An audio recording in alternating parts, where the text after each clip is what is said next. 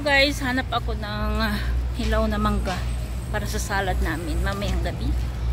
Walang hilaw na mangga sa palengke, kaya dito ako mapupunta sa Sheng-Siong. Hanap ako ng hilaw na mangga.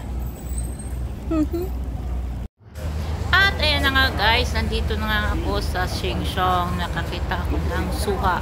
Lukban ang tawag sa amin sa Pangasinan, lukban. Ayan guys, mayroon din silang dragon fruit dito at medyo mura-mura ang presyo.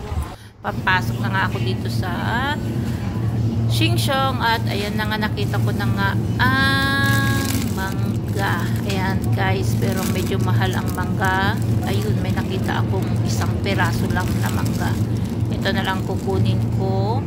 $1.20 lang siya. Tingin pa ako kung medyo mayroon pang mas maliit.